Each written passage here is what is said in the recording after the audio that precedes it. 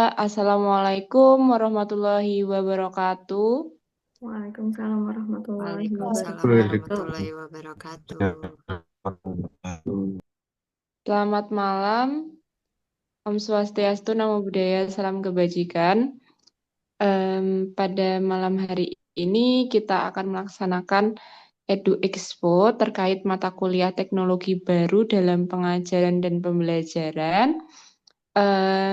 Mungkin ini dari kelompok eh, SMP Negeri 2 Depok dan kelompok SMP Negeri 2 Piungan, betul. Baik, saya akan membacakan terlebih dahulu susunan acara pada malam hari ini.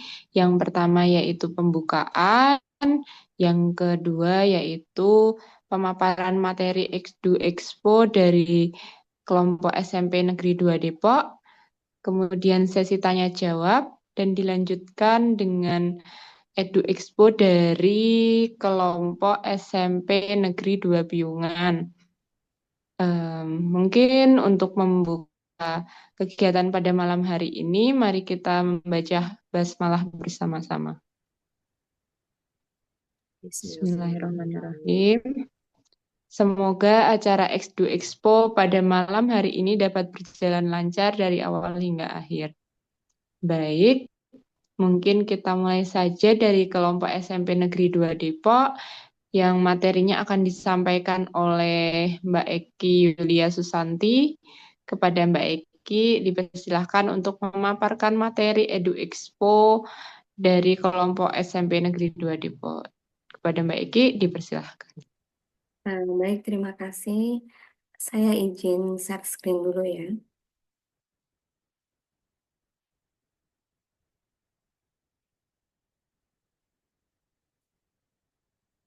Oke, teman-teman, apakah sudah nampak? Sudah terlihat, Mbak. Baik, suara saya jelas? Oke, Bismillahirrahmanirrahim. Assalamualaikum warahmatullahi wabarakatuh. Waalaikumsalam warahmatullahi wabarakatuh. Saya mewakili dari kelompok PPL SMP Negeri 2 Depok yang akan memaparkan beberapa media yang kami gunakan dalam pembelajaran yang kaitannya dengan teknologi pembelajaran. Nah, adapun teknologi yang kami gunakan di antaranya itu menggunakan Zoom, Canva, Zepquiz, Padlet, PowerPoint, Google Classroom. Untuk pemaparannya seperti ini. Jadi, untuk Zoom itu sendiri, kami gunakan sebagai media untuk melakukan pembelajaran jarak jauh. Yang pertama yang pengajar lakukan yaitu menyiapkan tautan atau link Zoom meeting itu sendiri, kemudian membagikan link kepada seluruh peserta didik melalui grup WhatsApp. Kemudian setelah link itu di-share ke peserta didik, maka kami melakukan pertemuan online sesuai jadwal yang telah ditentukan. Adapun selama proses pembelajaran, pengajar juga membagikan layar atau screen sharing untuk menampilkan materi ajar seperti presentasi, video, atau dokumen tertentu.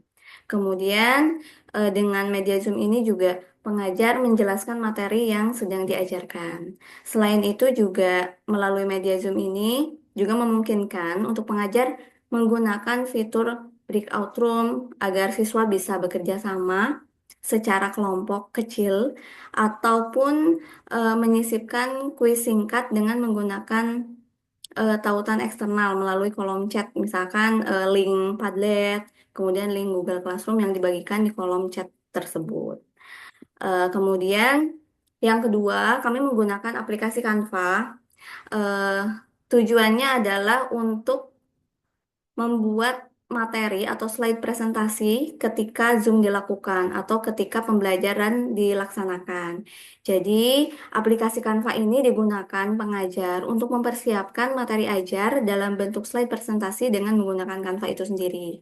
Nah, adapun langkah-langkah yang kami lakukan, yang pertama tentu pengajar membuka Canva itu sendiri untuk memilih template slide yang sesuai dengan topik pembelajaran, kemudian mengatur elemen-elemen visual seperti warna, icon, dan ilustrasi tertentu agar tampilan lebih menarik dan sesuai dengan karakteristik peserta didik itu sendiri. Lalu, setelah itu desain selesai, dan setelah desain selesai, slide dari Canva tersebut kami unduh dalam format PowerPoint. Jadi, pada saat itu kami tidak langsung mempresentasikan melalui Canva, tapi kami edit kembali dengan menggunakan Microsoft PowerPoint. Tujuannya untuk supaya slide terasa lebih hidup gitu, karena biar lebih fleksibel intinya seperti itu. Kemudian pengajar juga mengintegrasikan hasil desain dari Canva dengan narasi penjelasan, kemudian poin-poin penting serta animasi atau transisi yang mendukung alur penyampaian itu sendiri. Lalu pengajar juga melakukan screen sharing untuk menampilkan slide kepada siswa, itu masih di dalam Zoom tadi, dan menjelaskan materi secara lisan sambil menyoroti poin-poin penting pada setiap slide di PowerPoint itu sendiri. Contohnya seperti ini, karena kebetulan saat itu materi yang diambil adalah materi pasar, jadi PowerPoint yang kami buat juga materi tentang pasar, seperti itu. Kemudian aplikasi selanjutnya yang kami gunakan itu adalah Zapquiz. Nah, Zapquiz ini sebagai bentuk kegiatan ice breaking sekaligus alat untuk melakukan asesmen dan evaluasi secara individu terhadap pemahaman peserta didik. Nah, adapun langkah-langkahnya, yang pertama pengajar menyiapkan kuis interaktif di platform Zapquiz itu sendiri dengan memasukkan sejumlah pertanyaan yang disusun berdasarkan materi yang telah diajarkan sebelumnya. Jadi kan susunannya itu ketika siswa dan pengajar sudah masuk ke Zoom, kemudian adanya pemaparan materi melalui tadi dengan PowerPoint share screen. Lalu selanjutnya itu menggunakan Zapquiz ini. Nah, selain itu sebelumnya pengajar itu membagikan dulu tautan Zapquiz melalui kolom chat di Zoom. Kemudian mengajak seluruh siswa untuk bergabung menggunakan perangkat masing-masing. Adapun aktivitas ini diawali dengan penjelasan singkat terlebih dahulu mengenai tujuan kuis, di mana sebagai pengulangan ringan atau ice breaking sekaligus evaluasi individu terhadap penguasaan materi itu sendiri. Kemudian pertanyaan yang dibuat pun bervariasi, mulai dari pilihan ganda, isian singkat hingga soal berbasis gambar agar lebih menarik untuk siswa. Nah, selama kuis berlangsung, siswa melaksanakan atau melakukan kegiatan secara real time, jadi melakukan mengisi kuis ini dengan cara bermain. Jadi modelnya itu di sini kan ada gambar orang ya di sini. Nah, nanti tugasnya itu dia harus sampai ke finish.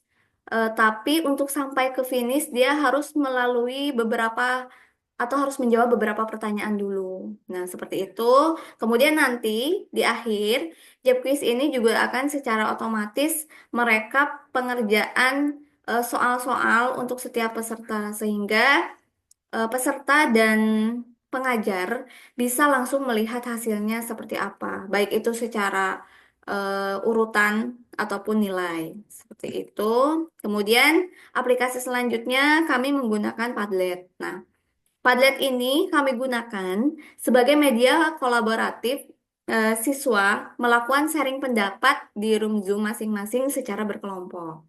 Jadi, kegiatan ini bertujuan untuk mendorong keterampilan berpikir kritis, kerjasama, serta kemampuan menyampaikan pendapat secara tertulis dalam kelompok.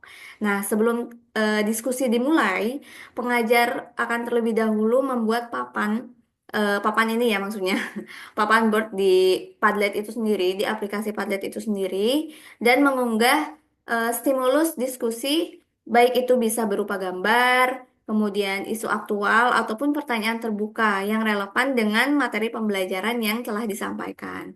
Nah, ini gambarnya, contohnya karena materi ini mengenai pasar, pengajar menyisipkan di sini kan ada gambar ya, ada gambar peternakan sapi, kemudian ada pertanyaannya juga. Mengapa peternakan sapi disebut sebagai salah satu contoh dari pasar monopsoni? Jelaskan berdasarkan pendapat masing-masing. Nah, ini salah satu contoh pertanyaan-pertanyaan yang bisa diberikan di aplikasi Padlet itu sendiri. Nanti siswa akan mengisi komentar sesuai dengan kelompok masing-masing. Dan semua kelompok pada akhirnya bisa melihat setiap pendapat dari kelompok temannya yang lain, seperti itu. Kemudian untuk langkah atau teknis pengerjaannya pun, yang pertama, siswa dibagi ke dalam beberapa kelompok kecil menggunakan breakout room dulu di Zoom. Kemudian tiap kelompok berdiskusi dan menyepakati jawaban atau komentar yang akan dituliskan di aplikasi Padlet. Nah, setelah itu setiap kelompok diminta untuk menuliskan hasil dari diskusi tadi atau komentar tadi di aplikasi Padlet itu sendiri yang telah disediakan dan sudah di-share linknya oleh guru atau pengajar. Lalu pengajar juga memantau setiap room dan termasuk papan Padlet ini sendiri untuk memastikan bahwa setiap kelompok ini aktif berpartisipasi dalam memberikan kontribusi, berkomentar, memberikan pendapatnya pada papan Padlet itu sendiri. Lalu setelah semuanya selesai, siswa pun yang tadinya di breakout room, mereka semuanya kembali ke room utama di Zoom tadi. Karena ini masih kondisinya masih dalam pembelajaran di Zoom. Nah, kemudian yang terakhir kami menggunakan Google Classroom. Nah, kalau ini mungkin teman-teman juga sudah sangat tidak asing lagi ya, karena ini sudah sangat lama. Tapi menurut pendapat kami, aplikasi ini pun Google Classroom ini masih cukup efektif untuk digunakan sebagai salah satu media untuk eh, memberikan tugas kepada siswa, terutama tugas di rumah. Jadi, dengan Google Classroom ini, kami menggunakan atau pengajar memanfaatkan Google Classroom sebagai platform utama untuk memberikan penugasan di rumah dan melakukan asesmen lanjutan secara sistematis dan terdokumentasi seperti itu. Eh, saya cukupkan, saya kembalikan kepada Mbak Diana. Terima kasih. Baik, terima kasih untuk Mbak Eki atas pemaparannya. Em, Mungkin selanjutnya dari kelompok SMP Negeri 2 Piungan, apakah ada yang ingin bertanya terkait media dari SMP Negeri 2 Depok? Dipersilahkan apabila ada yang ingin bertanya.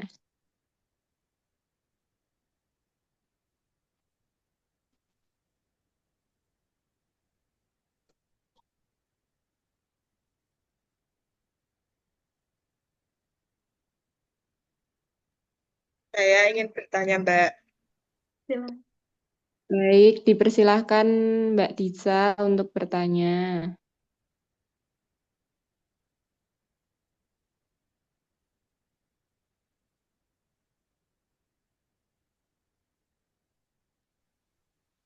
Jadi pertanyaannya, kita kan tahu bahwa peserta didik itu memiliki karakteristik yang berbeda-beda, baik dari gaya belajarnya, baik dari aspek kognitifnya maupun non-kognitifnya.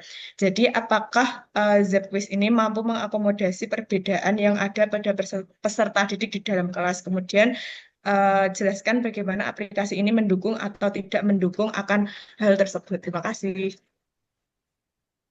Baik, terima kasih Mbak Disa untuk pertanyaannya.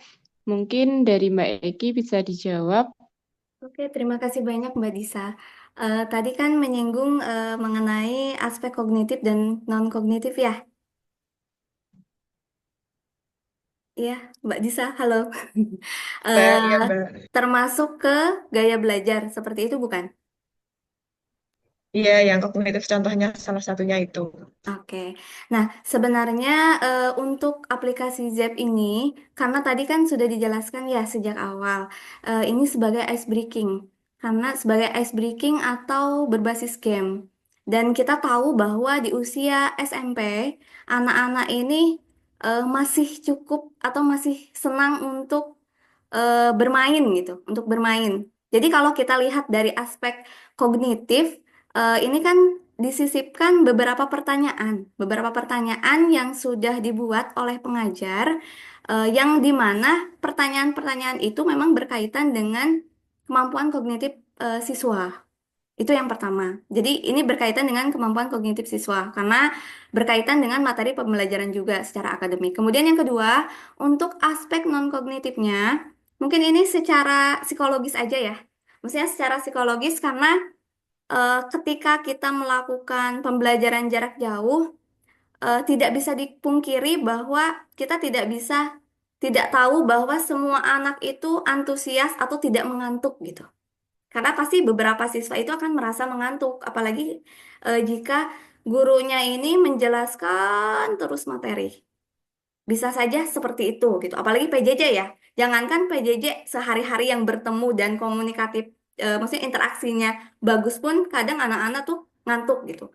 Nah, jadi kenapa ada Zep Quiz ini supaya anak-anak bisa lebih antusias lagi. Yang tadinya misalkan sudah mengantuk, diharapkan mereka bisa lebih fokus kembali, lebih antusias dan bersemangat untuk melakukan kegiatan selanjutnya.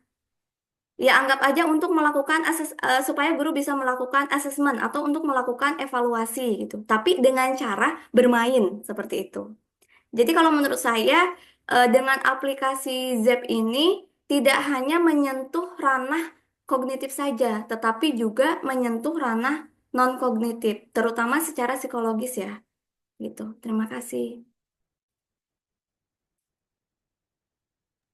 Baik, terima kasih Mbak Eki atas jawabannya. Mungkin Mbak Disa, apakah ada yang ingin ditanyakan lagi atau sudah cukup jawabannya? Sudah cukup jelas, Mbak. Sangat jelas. Terima kasih, Mbak Egi. Baik, terima kasih Mbak Disa dan Mbak Eki. Untuk dari kelompok SMP Negeri 2 Piungan, apakah ada yang ingin bertanya kembali? Mungkin cukup, Mbak. Baik, terima kasih. Jika cukup, eh, mungkin dari pemaparan SMP Negeri 2 Depok sudah cukup ya. Kita cukupkan untuk SMP Negeri 2 Depok. Nanti bisa dilanjutkan untuk ke moderator dari SMP Negeri 2 Piungan untuk pemaparan media Edu Expo dari SMP Negeri 2 Piungan. Saya tutup. Saya Diana Ayu Pamukas dari moderator SMP Negeri 2 Depok. Mohon maaf apabila terdapat kekurangan. Cukup sekian. Wassalamualaikum warahmatullahi wabarakatuh.